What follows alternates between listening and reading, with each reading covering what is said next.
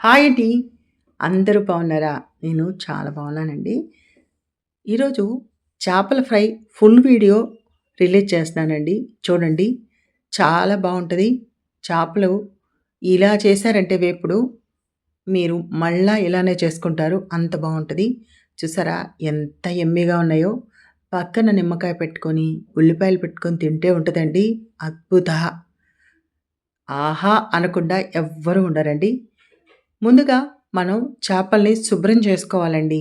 శుభ్రం చేసుకొని అయిపోయినాక పసుపు, ఉప్పు వేసి బాగా కడిగి నీరంతా వదిలేటట్టు జల్లెడ గంటలో పెట్టుకున్నామంటే ఇదిగోండి ఇలా వచ్చేస్తాయి. పట్టుకుంటే తడి ఉండదు. నీట్‌గా వస్తాయన్నమాట. తడుంటే ఏమవుతుందంటే మనం కలిపిన మిక్చరు దానికి పట్టదండి. అందుకోసం చెప్తున్నాను. ఇది కొరమీనండి. కొరమీనైతే చేపల వేపుడుకి చాలా బాగుంటుంది. అంటే నా ఉద్దేశం. అందరి ఉద్దేశాలు కావు. ఎందుకంటే ఒక్క ముళ్ళు ఉంటుంది. పిల్లలు ఇష్టంగా తినేస్తారు. అందుకోసం అనమాట. ముందుగా ఒక గిన్నెలోకి సరిపడినంత ఉప్పు తీసుకుందామండి. ఉప్పు కరెక్ట్‌గా తీసుకోవాలి. కారం తీసుకుందామండి ఇప్పుడు.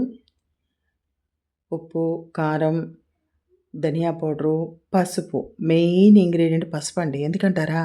పసుపు లేకపోతే నీచు వాసన వస్తాయి చేపలు. అందుకోసం అనమాట. ఇప్పుడు ధనియా పౌడర్ అండి. వేసుకుంటే మంచి ఫ్లేవర్ వస్తుందండి ఫిష్‌కి. అల్లం వెల్లుల్లి పేస్ట్ వేసి కాస్త నూనె పోసుకొని బాగా కలుపుకుందామండి. బాగా కలిపి చేప ముక్కలకి పట్టించాలండి. అప్పుడే చేపలోకి ఈ ఉప్పు, కారం, మసాలా అంతా పట్టి చవదనం లేకుండా ఉంటుందండి. అందుకోసం అనమాట. చూసారా? ఇప్పుడు చేప ముక్కల్ని ఒక్కొక్కటి తీసుకొని కలుపుకుందామండి. ఈ మసాలాని చేప ముక్కలకి పట్టిద్దాం. పట్టించి ఒక 2 నిమిషాలు మనం గనక దాన్ని మసాజ్‌లా చేసామనుకోండి చక్కగా చేపకి పడుతుందండి.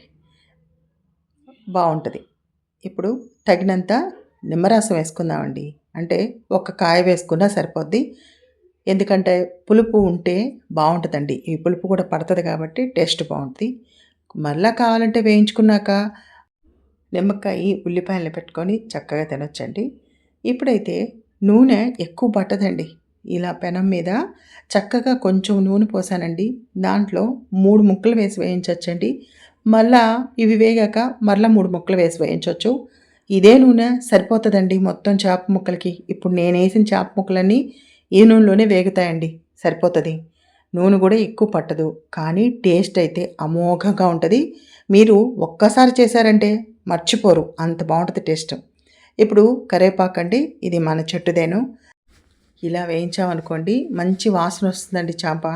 ఫిష్‌కి కరివేపాకు కూడా చాలా మంచిదండి. కరివేపాకు వేస్తే చేపల వేపుడు చాలా బావుంటదండి. చూసారా? నెమ్మది మీదండి.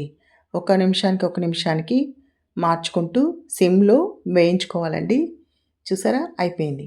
ఎంత సింపుల్‌గా అయిపోయిందంటే ఎవరైనా ఈజీగా చేసేయొచ్చు.